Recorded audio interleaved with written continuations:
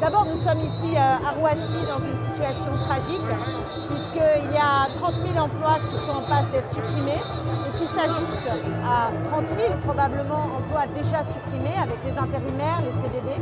Donc on est devant un carnage social d'une immense ampleur et avec un État qui n'est pas stratège et ne sait absolument pas protéger les humains qui ont fait vivre cet aéroport et qui sont aujourd'hui en péril. Beaucoup de salariés qui ont de l'ancienneté sont en passe d'être virés tout simplement pour pouvoir demain être remplacés peut-être par des plus jeunes. Et donc on est devant des drames qui sont des drames terribles, qui vont aussi avoir un impact considérable sur tous les territoires alentours. Vous savez, moi je suis élue de Sevran, Tremblay et Villepinte.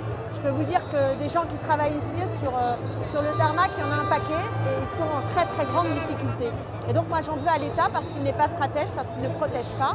Typiquement, par exemple, sur la question des retraites, on pourrait faire avancer les choses si on abaissait l'âge de départ à la retraite pour les métiers très pénibles des manutentionnaires qui ont donné toute leur vie à porter les bagages et qui pourraient par exemple partir dans des conditions dignes, ce qui permettrait de soulager un peu la pression très forte qui est liée à la baisse du trafic. Et de toute façon, dans le secteur de l'aéronautique, avec la réponse que l'on doit à la crise climatique, on a un besoin de penser la reconversion, de penser la protection des salariés.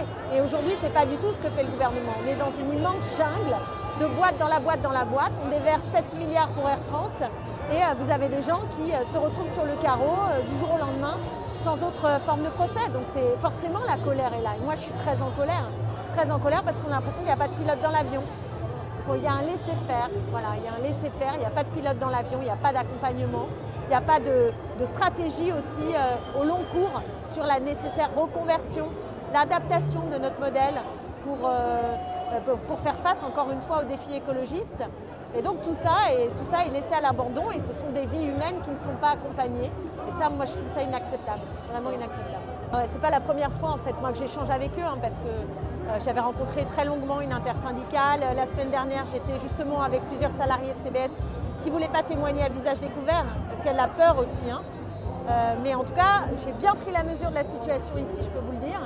Et il faut qu'on interpelle le gouvernement. Il faut que le gouvernement s'occupe de ce qui se passe sur ce territoire. Il faut que l'État intervienne. C'est-à-dire qu'elle ne peut pas donner des milliards à Air France sans aucune contrepartie. Ce n'est pas possible. C'est inadmissible. C'est-à-dire qu'on déverse l'argent et puis on laisse faire. Donc ça veut dire qu'il n'y a pas d'intervention dans toutes les petites filières qui sont très nombreuses. Parce que ici, ce n'est pas juste Air France. Vous avez d'autres grands groupes, en l'occurrence là, dans l'actualité de cette lutte, il y a ce fameux groupe WFS avec à l'intérieur notamment une entreprise CGS qui là veut se séparer de 195 salariés. Mais vous en avez plein d'autres comme ça en chaîne. Donc c'est des boîtes dans la boîte dans la boîte. Où il y a un contrôle, où il y a un pilote de tout ça, qui permet qu'il y ait de la justice entre tous ceux qui font vivre cet aéroport. Il n'y a pas de justice aujourd'hui, il n'y a pas de protection pour les gens.